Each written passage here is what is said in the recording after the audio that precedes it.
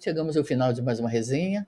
Meu articulista preferido está aqui todos os dias falando de esportes. Amanhã tem mais. Fala, Marina. Vai vem Marinice. Nosso querido RGF, Registro Geral Futebolístico. Essa, Marina, adorei. RGF, Registro Geral Futebolístico, é ótimo. Eu invento articulista e ela vem com RGF. Maravilha, Rui. Estão muito animadinhos hoje com o Registro Geral Futebolístico. Esse é o nosso diretor. Vem cá, Pio, rapidinho. Só por conta de que você... Não posso deixar você entrar aqui. Mano, Fluminense não deu, né? Pois é. Deixa eu senta. Me escalar aqui para bater esse papo animado. Se escala. Você perguntou, né, Elô, sobre o Fluminense. Eu não sou fluminense, quero dizer. Eu também não sou, mas eu entendo, eu penso que o Fluminense chegou assim no seu limite. Vamos dizer que ele retorna ao Brasil maior do que foi. Nossa, muito maior. Então, isso é muito importante para o futebol brasileiro. O Fluminense que vinha espiral de crise financeira e pega essa injeção aí de uma Copa do Mundo de clubes. Você tem os números, Pio? Elô, é mais de 100 milhões, eu acho. Era 150 milhões para os clubes que já foram eliminados, inclusive nas quartas, né? Certo. Como o Botafogo, o Palmeiras deu um passo a mais, o próprio Flamengo ficou na primeira fase. Exato. Mas tem uma questão que, como foi discutida ontem, chamada tributação nos Estados Unidos, tá? Caramba, é verdade. Que parece que fica retido 45% dessa cota. É isso mesmo. Né? Então, assim, é quase a metade, né, Elô? De qualquer maneira, a gente está falando de 80 a 90 milhões de reais, que é uma injeção para considerar para qualquer clube. Mas eu diria que o Fluminense dignificou o futebol brasileiro, a gente ainda vislumbra um diferencial muito grande, os europeus estão mais estruturados, né? Você pega um Real, você pega um PSG, você pega o próprio Chelsea. Sim.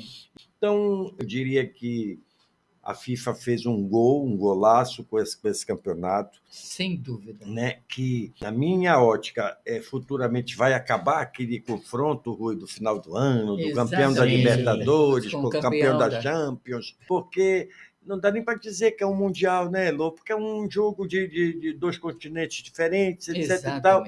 Mas esse não, esse você teve fase classificatória, você teve 30 equipes envolvidas. 32 equipes. Sem contar que aquele regulamento atual do Intercontinental, ele é meio injusto também, né? Sim. Uma equipe já praticamente já chega na final, né? Porque vai fazer uma semifinal aí com uma equipe bem menor, então só uma zebra.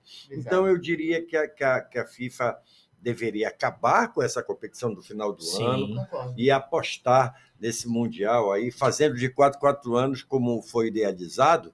E o detalhe, Elô, sempre nas vésperas no ano anterior da Copa do Mundo e no local onde vai ser a Copa do Mundo, bacana, né? Isso é bom. Ou seja, com um implemento ao turismo, implemento à economia do país, já uma preliminar do que vai ser a Copa do Mundo. E então fez aí literalmente uma grande substituição, até porque a gente viu que a Copa das Confederações, apesar de ser um grande campeonato, já estava meio em desuso, e até porque literalmente era uma Copa antecipada. Sim. Já a Copa do Mundo de Clubes, não, a Copa do Mundo de Clubes, ela tem mais abrangente, agora veja, abriga muitas paixões também. Veja que isso também vai gerar um empenho, né, ainda maior nos clubes que vão tentar uma vaguinha, né?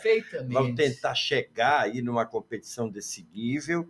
Por exemplo, no Brasil hoje, a gente tem a milionária Copa do Brasil, né? Com as maiores cotas financeiras. Né? Então, você imagina chegar numa competição desse nível que o Brasil contou com 4 representantes. Né? Vamos ver se a gente consegue manter essa pegada aí. Mas vamos dizer, competição que pegou. E, na verdade, pegou. Pegou, sim. E sem contar também que, apesar de algumas reclamações, né, de alguns chefões da Europa e tudo mais, mas viram que os times brasileiros, aí que entra o papel dos times brasileiros aí, os times brasileiros começaram a serem superiores de futebol aos times europeus, que eles começaram a se reforçar. Então, demonstrou aí que literalmente toda a falácia da Europa contra a Copa do Mundo de Clubes caiu em dias. Verdade, sem então, dúvida. literalmente, a Copa do Mundo de Clubes, que saiu com um projeto meio cheio de desconfiança, saiu muito Fortalecida, maior. né? Muito fortalecida. Valorizada. Agora, outra coisa, Rui, que, por exemplo, só para dar um panorama, um cenário mais recente, né? Você vê um jogador formado no Brasil, formado nas Na escolinhas do base. Fluminense, que é esse João Pedro. Será que ele não carimbou um passaporte para a seleção brasileira, Elô? Pois Totalmente. é. Totalmente. Será? Porque a gente critica muito a turma que aparece do nada. É. Ah, o técnico inventou o fulano de tal que está jogando, que é reserva lá no Atlético de Madrid. É. Aí vem, a gente olha sob desconfiança, né? Aí vê um menino desse aí pedindo passagem, Verdade. né? Quem sabe não tenha carimbado aí o passaporte Pô, para a seleção brasileira. Marcelo, Não só ele, como o Hércules também, né? O Hércules, outra revelação, veio do Fortaleza, verdade. nascido no Fluminense, voltou. Esse é outro efeito positivo, revelar jogadores, fazer com que a gente possa visualizar grandes jogadores, né, Lô? E a torcida, hein, Gu? A As torcidas. O mundo todo ficou encantado com as torcidas brasileiras. A gente aqui em Belém já está acostumado com esse Exatamente. fenômeno Remo e Paysandu, né? Verdade. Que são verdadeiras, vamos dizer Fábricas assim, de- são seitas, né? São assim, reuniões assim que Nossa. o futebol brasileiro ele vive desse pilar, É, o torcedor e o paraense em especial acaba sendo um grande exemplo aí. Olha, Heloísa, com 40 anos mais de 40 de imprensa esportiva, Deus já me deu a oportunidade de andar a América do Sul toda Verdade. fazendo futebol, o Brasil inteiro, e os grandes clássicos do Brasil, eles não têm o componente emocional do Remo e Paysandu. Do Remo e É Paysandu. impressionante. Todo Sabe? Isso mundo fala dito isso. por jogadores. Sim. Jogador, o Ailton, por exemplo, que foi jogador do Remo, que foi ídolo do Flamengo, ídolo do Perfeito. Fluminense. Olha, é alguma coisa de diferente, é alguma coisa de sobrenatural o que acontece em Remo e E Paysandu. os técnicos que vêm para cá, eles ficam Fico enlouquecidos. impressionado. Fico impressionado, sem dúvida Então, nenhuma. agora o que a gente precisa, né, é retribuir com um pouquinho mais de qualidade, né, Elô? Aí você falou tudo, Pio. Os times aqui estão incompatíveis com a torcida que Concordo. tem. Concordo. E outro detalhe que me chama também, Elô, muita atenção, sabe? Aqui a gente não trata de divisão de base, né? Infelizmente. A gente entra na contramão do Brasil inteiro. Infelizmente. O Palmeiras, que sempre foi um contratador, o Palmeiras sempre foi um clube para contratar, para pagar a fortuna.